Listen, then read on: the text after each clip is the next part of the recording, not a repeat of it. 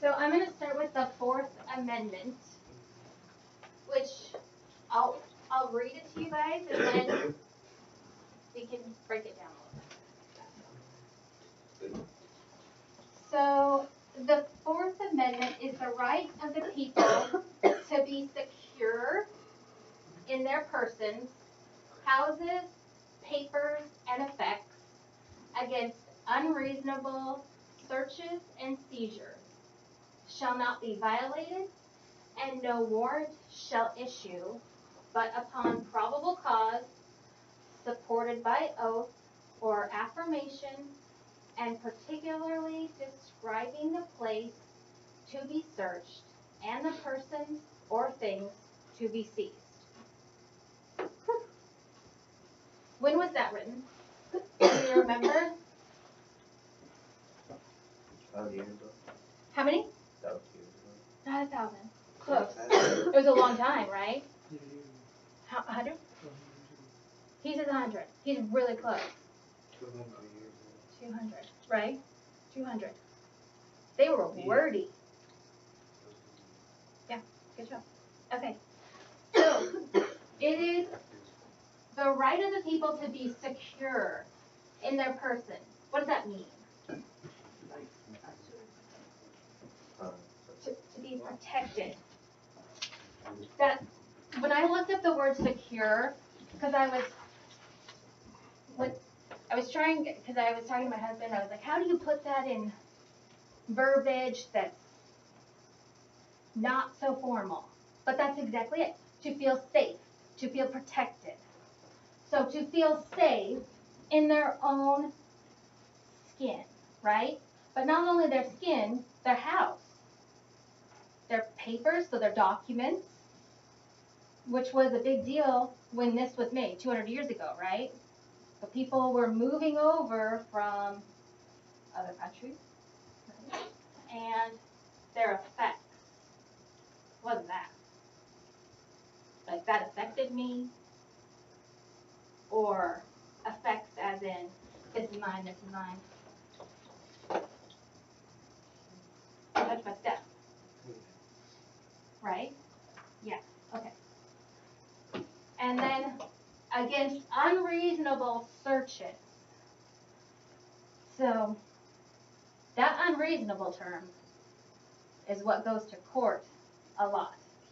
And it's often for the courts to decide what's deemed unreasonable.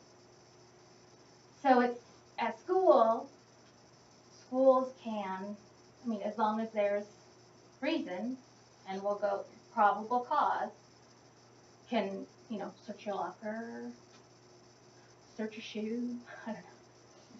Which has happened. I've been there.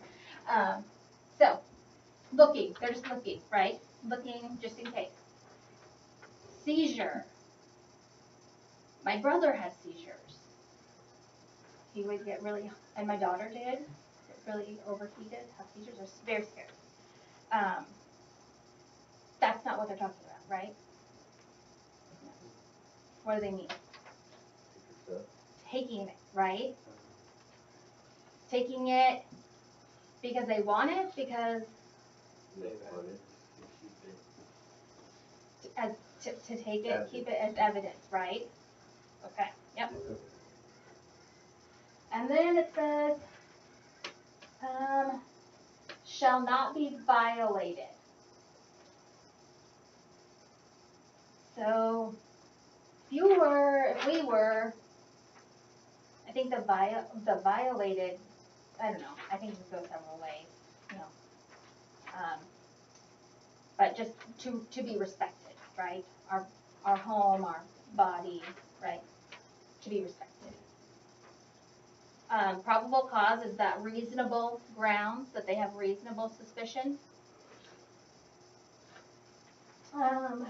And no warrant shall issue but upon probable cause. So what is a warrant?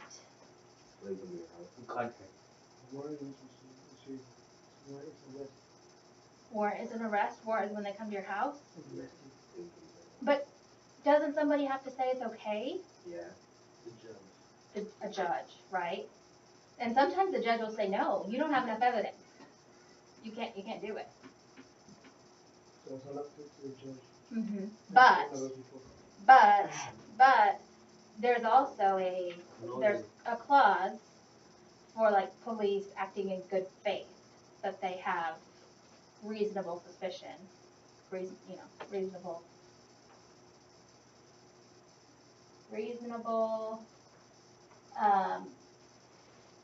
what is the word? It's reasonable and appropriate. They have reasonable cause, probable cause. They have enough reason to go in and look, right? Okay, and then it says supported by oath and affirmation. That is the judge part, right? Particularly describing the place to be searched. So they can't just say, in Pasco, Pasco, right? No, they need to be very specific. And that's just from me watching too many crime shows. But I think that's what that's saying, don't you guys? It needs to be specific. And